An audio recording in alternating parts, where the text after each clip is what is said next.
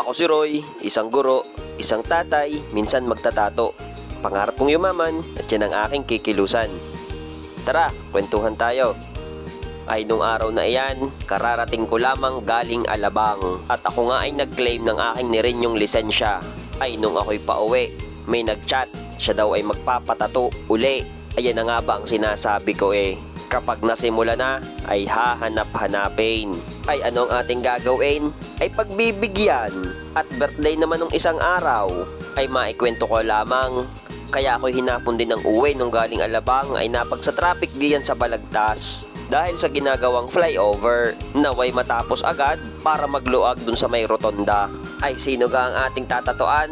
Are, ang aking tiyahin, ang Tita Achi. Ay salamat na agad sa suporta, napapalimit yata. Ay siya, bilisin na ang pagbabalot at naiinip na sa iyo ang manonood. Daming-dami mo na namang pinagkukukwento. Ay ang Tita Achi, ayan yung nanalo ng isang free tattoo nung tayo ay umabot ng 3K followers. Kaya kakaunti na lamang, 100 na lang mahigit para sa 4K followers.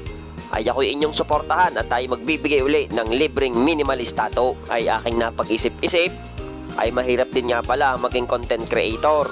Mahirap mag-isip ng eco-content at wala naman nga laging nagpapatato. Kaya minsan yung aking mga adventure sa buhay, gaya ng pagiging tatay at guro, ay di isasama na din natin para makabahagi kayo sa aking kwento. Alay, ang sabi ko ngayon na simula na, itutuloy-tuloy na natin kung saan man makaabot. Ayun ay pasalamat ko sa itaas at pasalamat ko sa mga sumusuporta sa akin. Ay alam ko naman ngang malayo-layo pa, ay lalayo din yan sa banda-banda diyan. Ay ang kaso'y malapit na uli ang pasukan, ay pagiging guro na uli may content.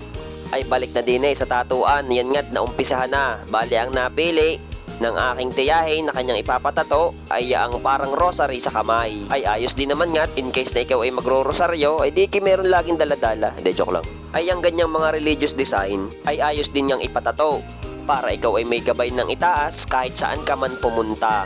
Ay iyan nga, tapos na't pabubulaan. Patingin nga maestro ng iyong kinamada diyan.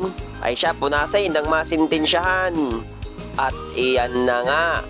Ay napakainam. Balang ginamit ko dyang needle ay 3RL all the way. Para kitang kita yung detalye ng maliliit na tuldok. Ay hindi lamang yan isa, dalawa yan. Ay di naman ipapalagay sa bandang liig. Ay pag sa hirap din naman ngang magtato diyan sa may bandang liig, kahirap pumosisyon. Ay wala naman tayong magagawa, ay di hahanapan ng paraan. Bali ang pinatato naman diyan ay cross na merong puso. Ay di syempre sumisimbolo yon sa pagmamahal sa poong lumikha.